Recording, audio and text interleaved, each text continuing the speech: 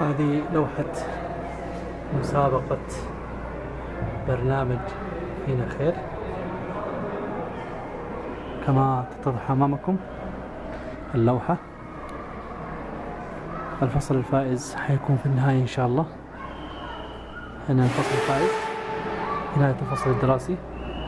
وبالنسبة لهذه الحقول ستعبى بشكل أسبوعي، وهي أحد ابتكارات برنامج فينا خير في ابتدائية ابن كثير يوم الأربعاء الموافق 26/2/1437 هجري. أحد الابتكارات المسابقة كما ترون، وموقعها أمام مكتب المدير. هذا مكتب المدير أمام المكتب مباشرة ليطلع هو بدوره على إنجازات برنامج فينا خير بصفة مستمرة.